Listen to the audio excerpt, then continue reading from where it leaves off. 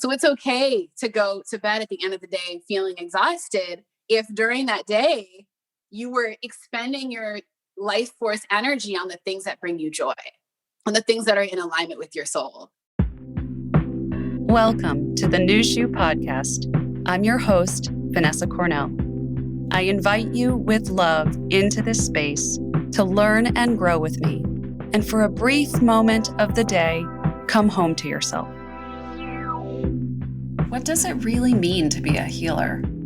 We hear the word a lot, but what is our relationship to it? How do we step into our power while still owning our full humanity? And finally, how do we identify what is meant for us and what is holding us back from realizing our potential? I loved this conversation with Lauren Ash about her journey, her vision for the future, and how she navigates it all. We tackled all of those questions. If there is a part of you that thinks that you have unrealized potential to be a healer in this world, if you're already actively pursuing a path of offering healing in this lifetime, this episode is for you. Lauren Ash is a visionary, a spiritual teacher, and founder and CEO of the culture-shifting lifestyle brand, synonymous with Black women's well-being, Black Girl in Ohm. Black Girl in Ohm is a holistic lifestyle brand focused on wellness for women of color, and its membership community, The Circle, focuses on connecting the dots between healing and wholeness. As a leading voice in the healthy living world, Lauren's brilliance has shifted how many of us perceive wellness and the industry that houses it. What I appreciate most is her outlook on what it means to be truly well, what it means to be whole, who wellness is for, and why healing in community is so important.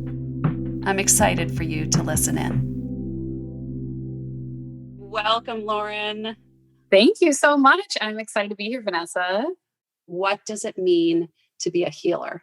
When did that word come into your mind or enter into your consciousness? I remember a moment actually with my grandmother. It was either my sophomore or junior year of college. And I went to visit her at her little winter. She was a snowbird. She was born and raised in Pleasant Hill, Louisiana, after she migrated up, after she married my grandfather up to Chicago and then eventually the Twin Cities, lived her life here, raised all the kids essentially on her own. She had retired and had made a home for herself in Arizona. And so I went to visit her and I had really bad cramps. And I had been so conditioned, that's why I was used to it, conditioned to always reach for a pill in order to soothe my cramps. I wasn't ever officially diagnosed with endometriosis or anything like that. But looking back now, I definitely think that I had it. Every 3 months, 4 months or so, I would literally be completely debilitated from my period. I literally remember being in a finals test once at school, and all of a sudden I felt completely nauseous, completely weak. And I had to stop the test and somehow drag myself back to my dorm in order to just lay down. So this was starting to come on as I was visiting my grandmother in Arizona, and she just looks at me, she just go boil some ginger. And I'm not kidding you. It was a big moment for me because A, it worked. And B, the ease with which she just gave that to me. So it was again, in that moment, I wasn't I'm a healer or my grandmother's a healer. I didn't even have that language, but it was a seed that was planted in me around the power that I do have to access natural resources that the earth provides in order to provide ease and well-being in my body. And it was also later on, now that I'm really into ancestral healing and understanding rituals that have been passed on that may have been buried or silenced or what have you, I'm oh, that was her passing along something super simple. It's not like she was go do this and then do this and make a whole tonic and concoction. It was literally just chop up the ginger, put it in the pot, you'll be good. But it was simple and yet it was profound for me, Yeah. And I guess what strikes me in that story is that was she gave you an empowerment, right? She didn't give you a pill that was something outside. You need something outside of you that you can't really control, you don't really understand to fix you. I think a lot of people have these sort of feelings, ideas, thoughts inside of them, right? So, like, oh, maybe I'm not listening to my body or something's telling me something. And how does that translate into the choices we make and what we do? So, can you talk a little bit about that in your own life and how you translate the things, the messages that come to you, and how you process and listen to them, and how you've gained a practice of hearing them? First of all, I do firmly believe that we all are always being given, as I call them, spiritual downloads, whispers, divine whispers, spiritual breadcrumbs, these messages that come to each of us in different ways. I receive a lot of messages in dreams. I receive a lot of messages through other people, like a random conversation I'll be having, but that person is like saying all these things. And I'm like, no, God is speaking through you to me. I'm not as deep as I'd like to be in it, but numerology as well. And you see repeating numbers. There's this really powerful ancient wisdom of numbers. Numbers preceded any alphabet. It's not just a number, it's like a symbol that carries energy in it, in and of itself, that can really give you something that you might need in the way of a nod to a certain direction of something. I say all this to say and just affirm that I don't feel like I am particularly special. Like, we are all able to receive messages and they just come in different forms. I was at a sermon when I was still living in Marina del Rey in California. And it was at Agape with Michael Beckwith. And he went in about this really deep story that I'm not going to share, but it was heart wrenching. It was basically a story where he had to learn the importance of listening when you don't have the rationale behind the thing, right? It's like, if God, if spirit, if your ancestors tell you something, it's in your best interest to not sit around and be like, okay, now let me put together the pros and cons behind if I do this versus if I don't. Okay, let me even go to a spiritual healer and have them tell me. It's like, if you get the message, follow it. And ultimately, at the end of his story, he shared obedience sharpens your ability to listen.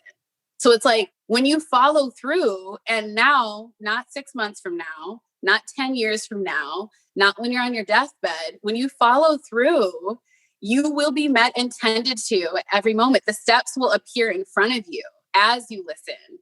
And in the obedience, it'll sharpen your ability to listen even more. It's like a muscle, it's a spiritual muscle that's being flexed. So for me, I am so dedicated to a journaling practice in part because of this, because I'm able to page back and look through and be like, girl, now that you've been getting this message for years now, Right. Right.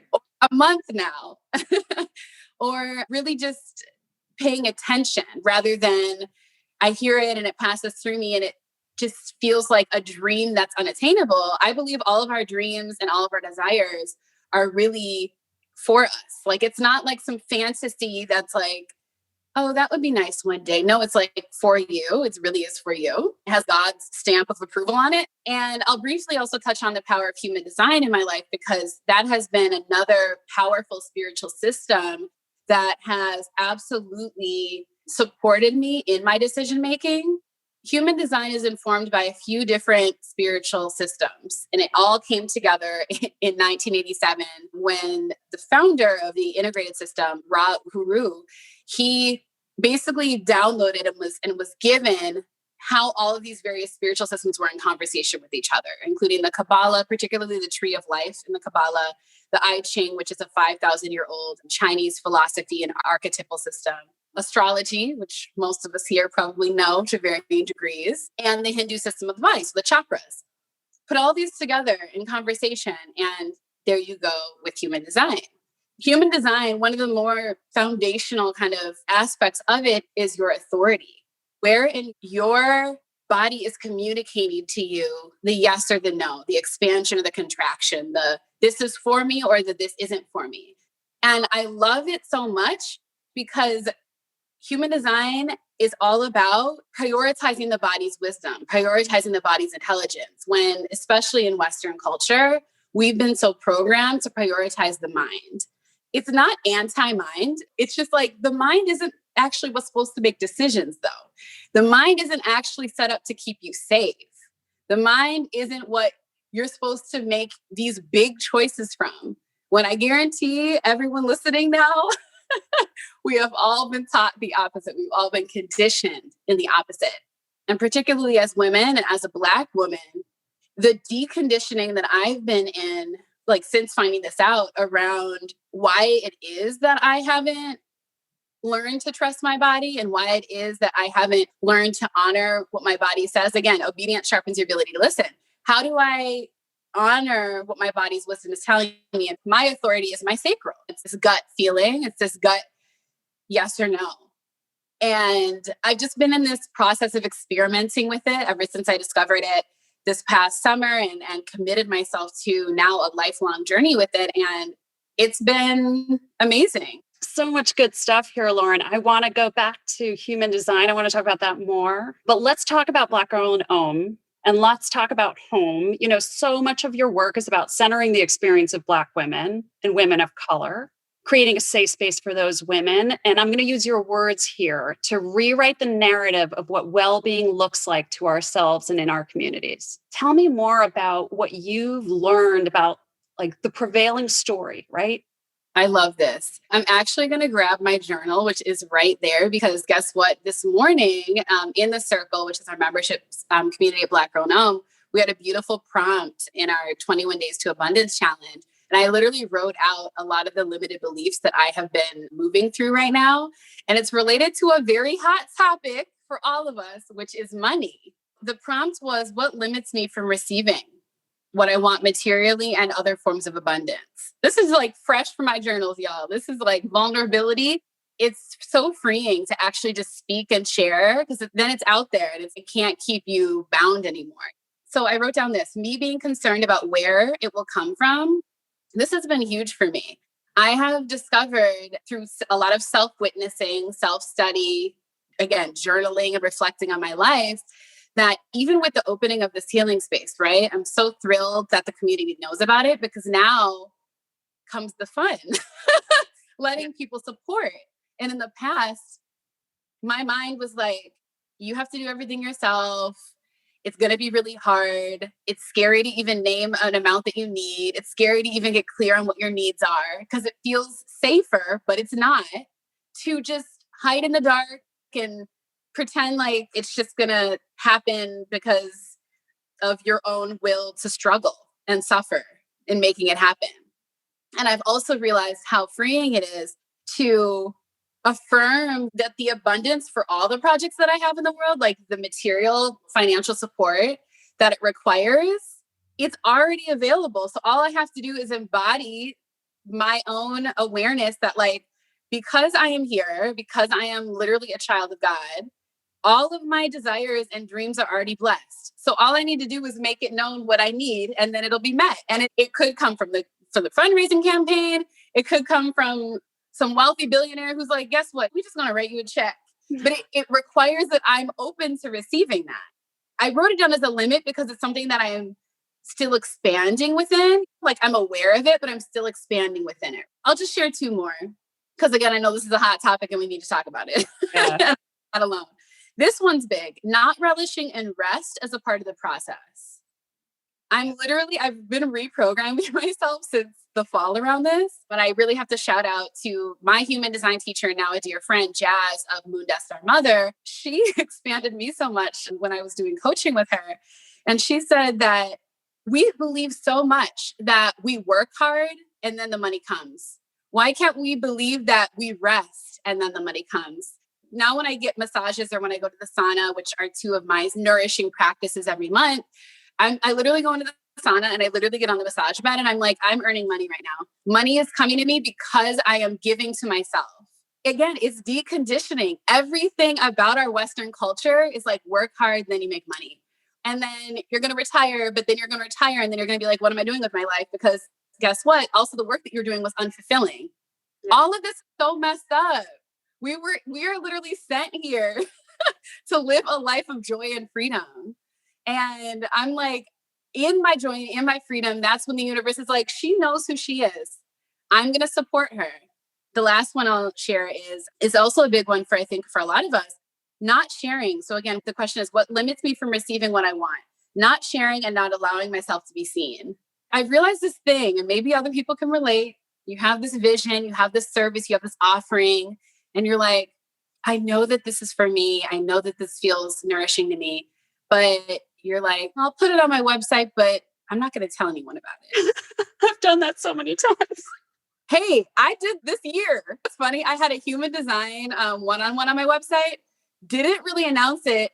Took it down 2 days ago. Why in the past 48 hours have people been like, hey, can I do that session with you? And I'm like, so I need to put it back up and I need to tell people about it.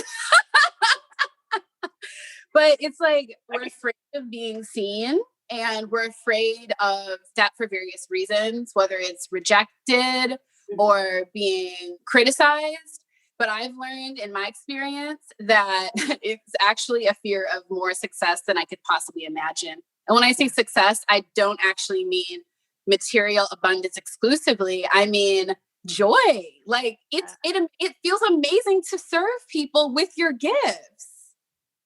We're not programmed to believe that we can serve people and enjoy it.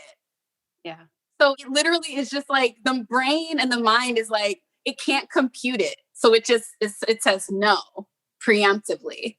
When we notice that judgment and that energy of going back to old limiting beliefs, it's about giving ourselves so much grace and compassion because simultaneous in every moment, it's like the highest self is present. The highest self, Vanessa, is there who's like, girl, you got this. Yes. But then like the former version of you who was like meek or like afraid or like timid or not certain is there too. And it's like holding space for all versions of ourselves while always pushing ourselves forward and knowing that we have the support to do so. Yeah. It's like that version of me that's, what if they don't like it? you know? That it's, I hear you, sweetheart. I know you're afraid and we're pushing Yes. it out anyway. So it's Yes. practice, it's ongoing. But let's talk about human design. Yeah. Talk to me about human design with respect to you, but then talk to me about like how different people can step into sharing their gifts with the world. Yes, I love this question. I love that you're also giving me space to speak about it because it was absolutely profound for me to meet the woman who I mentioned earlier, Jazz, because she is a Black woman embodying human design, both in terms of the lived experience of it and also teaching it as a means of identifying your soul's purpose. So I'm just feeling grateful in this moment that you're giving me a chance to share about it again as a Black woman who's now doing that because I know how much representation matters around various forms of healing modalities and spiritual systems. And so I'm just like knowing that many people will be transformed through this. So first of all, the way that I really understand human design as well is that around all of us having different gifts and a different reason for being here, if all of the world were in their purpose, in their gifts, in their alignment, we would literally experience heaven on earth. I view human design as a way of me expressing my own heaven on earth within myself and the community around me. So that's powerful. I don't view it as just another thing to understand myself more. It's not solely like a personality assessment or a personality thing. It's literally meant to awaken us so that we can experience joy now and fulfillment now. So for my human design, I'm a manifesting generator. I think 33% of the population are manifesting generators. It's debated within the human design community. Is it a hybrid of manifestors and generators? And like the general consensus is that it's more generator energy, which generators are really meant to work. And I think we get triggered a lot when we hear this word work. Yeah, I have a lot of projects. I'm creating a healing space. I'm writing a book. I have a whole organization called Island Ohm that is inclusive of a podcast, membership community, and several other things. And I'm creating several things like behind the scenes right now too. The key for manifesting generators and also for generators is you're meant to be working at what you love. So it's okay to go to bed at the end of the day feeling exhausted if during that day you were expending your life force energy on the things that bring you joy, on the things that are in alignment with your soul. There are other types. There are true manifestors. They're meant to really get the vision and have other people do the work on the behalf. There's projectors. They're not really an energy type. They receive energy from the collective, and they are meant to really always wait to be invited in order to share their truth and their wisdom. And then there are reflectors, which are fascinating. They're only 1% of the population, but they're meant to reflect back to humanity what's good and what isn't, in short. So anyway, I'm a manifesting generator. I'm really here to create and to work and to serve using my gifts. As I mentioned before, my sacral authority is that gut knowing. So every day, all day, I'm getting things to respond to. That is literally how I'm meant to make decisions. I'm not supposed to initiate. As a manifesting generator, I can oftentimes desire to be in that manifester energy, the manifester type energy, because it sounds like sexy, right? It's, ooh, I just get to tell other people what to do and they activate it for me, right? But truly, anytime that I reflect back on my career, on my life, when I was without initiating a response to something, and what I mean by this, I'll give a very simple example. If I today woke up and was like, I want to move to Hawaii, life didn't give me any hits about that. No one said, hey, have you been feeling about moving to an island lately? Or like, I get an ask to go speak at a conference in Hawaii, or someone's, would you like to come guide this retreat in Hawaii? I just am like, I want to go to Hawaii. I'm going to be frustrated. That's a signature sign of being out of alignment or of being in the not self, to use human design language. I'm going to face resistance and I'm going to get frustrated. However, if all day, every day for like the next week, people are like, ooh, Hawaii, it's giving me something to respond to. And I'm supposed to really pay attention to my sacral response. Is it feeling expansive around Hawaii? Is it feeling contracting? Because your authority, whatever your authority is, some people have emotional authority, ego authority, all the things that we're not going to get into right now. It's literally within you to keep you safe. It's hardwired within your DNA to keep you safe. And it's amazing too, because as spiritual as human design might sound in my individual studies of it now, which I've been nerding out, y'all, it's so deeply connected to science and to now proven research around DNA and our codons. It is just mind blowing. It's mind blowing. I'll share one more thing about my human design that I think informs a lot of the work that I do. Human design, you also have a profile. It's basically a conscious and an unconscious part around how your personality shows up and how like the role that you are meant to play over the course of your lifetime. So I'm a 2/4. I really appreciate that Jazz has reframed a lot of these profiles. And so I'll use her language. 2/4 is the magician and the infinite friend. So the 2 energy is all about having this magical quality to you.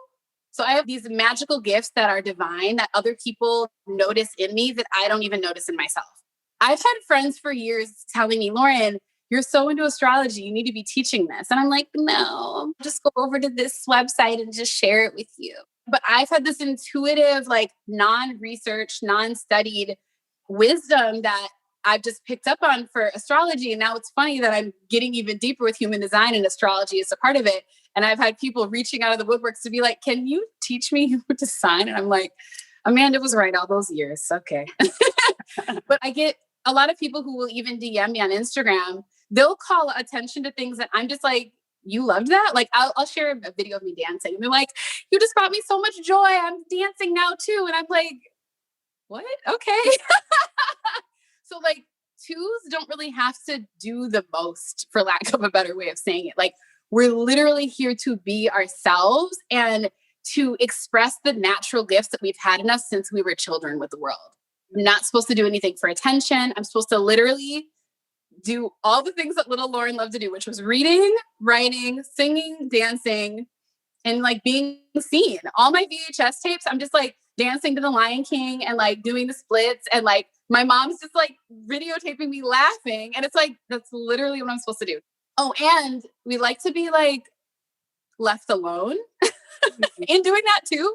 So it's weird because as much as I love community and sharing, I also love being by myself and get really bothered if people are trying to come into my space when I'm just trying to be left alone. So that's a really big part of the 2 energy.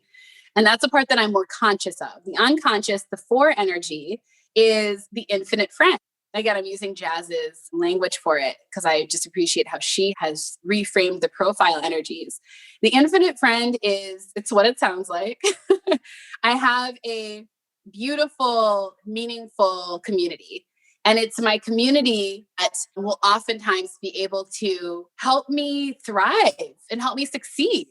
And it's in the unconscious part, which is interesting because I think anyone outside looking in at me would be like, oh, of course she has a lot of people who support her. Of course she has a lot of people who want to help her succeed. But y'all, like, I have to come out of my own world sometimes to see that. It's like our fingerprint. All of us have a unique fingerprint. I'm not over here trying to look at Vanessa's fingerprint and say, I wish I had that one. We do every day. I believe we were born knowing who we are, right? It's the conditioning, it's the programming that takes it away from us. So, human design is one of many modalities and many systems that can help us remember who we are. You might find prayer, you might find it through yoga, you might find it through breath work, you might find it through a vacation that you needed to give yourself that you were denying for so long and you awaken to who you are there. Human design is a really clear pathway there, though, I will say. When I hear and read my friends' charts, I'm like, this is so cool. It helps me understand more of like why you are. And I'm so glad that you're different than me. And I'm so glad that you're walking in your purpose. And like it helps you just affirm where to focus. There's this thing in human design also called your incarnation cross, which is essentially your destiny. But slash and it's your destiny through walking in and staying in your lane. So it's not like your destiny just happens by accident. You have to commit to it. My destiny is that I'm here to have intimate experiences with people that lead to their transformation and mine. Yeah. Yeah. So let's go back to that word healer, because so much of what I see is people saying, Lauren's a healer. Oh, Vanessa, you're a healer, but I'm not a healer. Not me, Right. not me. Right. And so I think that this like bifurcation, that like at the extreme, the sort of like real guru paradigm, right? Like I have all the answers and I will tell you and I will fix you and I will heal you. And you just need to do what I say. Right.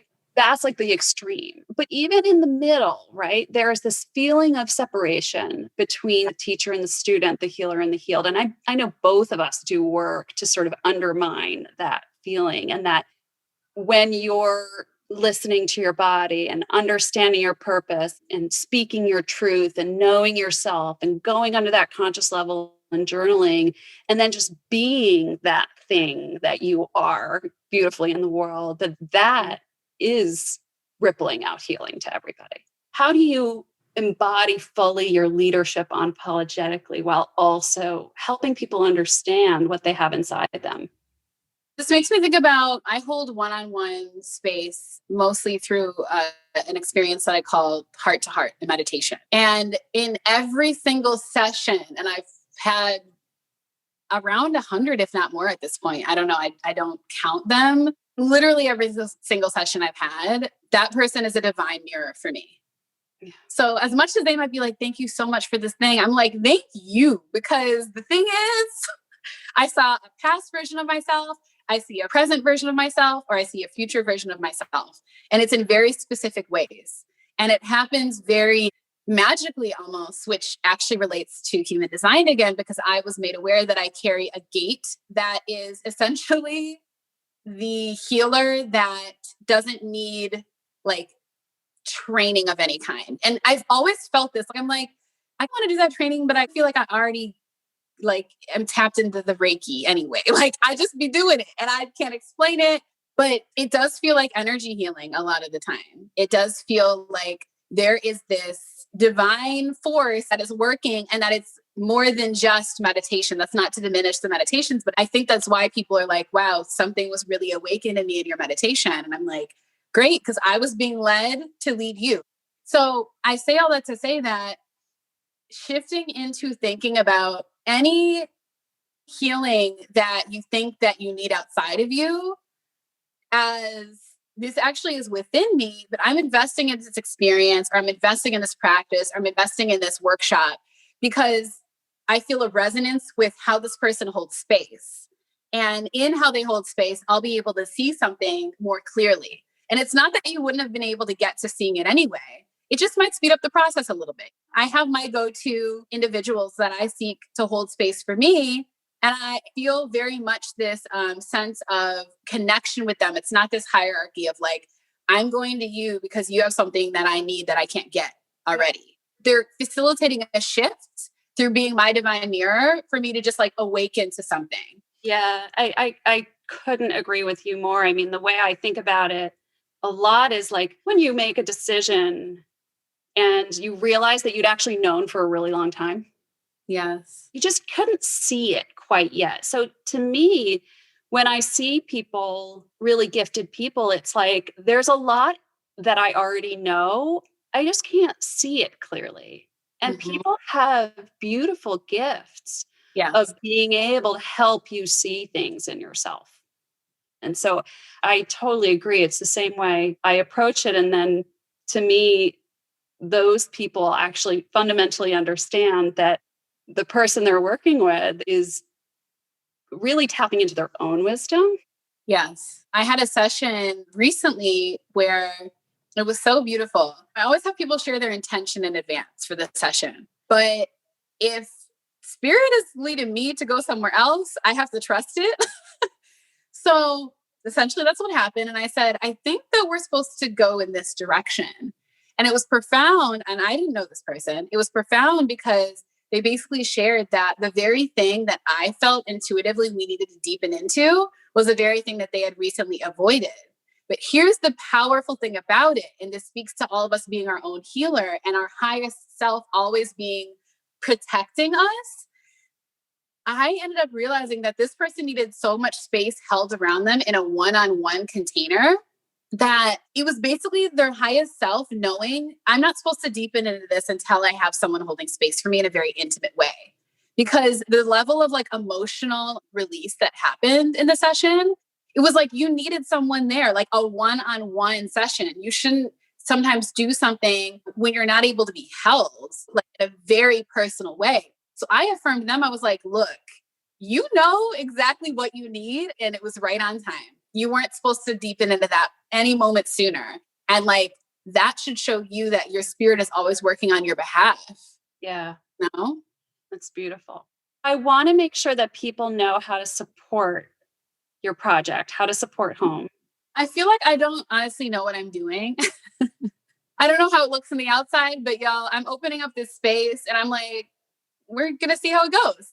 I welcome support in all the ways, right? Monetarily, of course. You can go to blackgirlandhome.com/home dash by dash BGIO to support monetarily, as well as reach out to us, home@blackgirlandhome.com with what do you see? Like, how do you want to support? I already had someone who reached out saying that she has meditation cushions and she's like, I don't know if you have these already. I said, no, thank you. Perfect. Beautiful. So I want to know how you want to support and just know that my heart is wide open. My hands are wide open. My team, we're just like, hey, please do come over here and help. My vision for this space is that we have beautiful live streamed classes and also create all of our beautiful content for our membership community in that space. It will be a beautiful space that will be sharing far and wide around the world. We have members in the circle that are from Canada and South Africa and the UK. It's like expansive. And we'll be having a wellness like essentials shop in there as well as an apothecary. And the vision that I've recently having, it's very fresh. So it's like, it just feels very bold to even speak this. But when I started getting really passionate about herbal healing within the past year to 2 years and realized it was actually a part of my ancestral lineage, I was like all lit up. I was like, okay, I'm going to create these products and like it's going to be awesome. And the space is going to have this bulk herbal apothecary. When I started looking for where I could get bulk herbal products, I wasn't able to find where I could get organic herbs in bulk from a Black source, right? Black farmer, Black supplier. God came through and I met this amazing Black woman who is a farmer. And I was like, great. So she's going to source us with the bulk herbs. I realized recently, like, this is very fresh, y'all, another aspect of the vision, because I was connecting with a new friend slash support of mine. And she has an herbal company. She said, I would love to just switch my supplier to work with yours. And so I was like, wow, is Black Girl Home also going to be the source for already existing herbal brands and especially Black women who are already creating herbal products? And we will be that supplier. So this is like a new vision, a new exciting aspect because I know who I get the bulk herbs from and I love them, but I'm like, I want to create a new place for you to go. So it's exciting. This is what I mean, but I don't know what I'm doing. This is like real time, like experimenting. I love it. But you know what? You just put that out into the world and someone's going to listen and someone's going to be like, oh, so it's even before the idea is fully baked. Let's put it out there. Yeah. And I just love you for having all these ideas because I wake up in the middle of the night with ideas all the time. And there are so many of them sometimes that it's okay, slow down, slow down, slow down. But I'm glad to know there's someone else who's just like, and then I could, and Yes. then it could, and then it Yeah. could, because how fun is that? I have been really intentionally doing my best, which feels hard sometimes, to shift into this idea that creating is fun, creating is play, and Yeah. notice I feel resistance to that. My friend Chetna, Mosaic Eye, beautiful artist, healing artist, she sent me a coloring book. And I told you earlier, we're journeying through abundance in the circle. I open it up, it's her coloring book, which is about abundance. And I was like, oh my God, have I colored in it yet? Why do I feel resistance to opening up the coloring book and going to town? Yeah. So I'm reprogramming myself to have fun, to sink into my inner child, to have fun even building the space out. Why do I feel like it has to be this burden and this martyr energy of, oh, I have to create this for the Black community? Why can't it be like, I get to create this and I have all the support that I need? Oh, what a beautiful note to end on. That is what I wish you, is just joy in your work, because work is not always a slog. Like, work can be a huge, creative, beautiful, joyful force. And that's what you are, Lauren. It was so much fun being with you. Thank you, Lauren. It has been amazing. I have had fun. Thank you for listening. If you enjoyed this episode, we welcome you to stay close and discover more of our offerings. Check us out on Instagram @Nushu or visit nushu.com for more.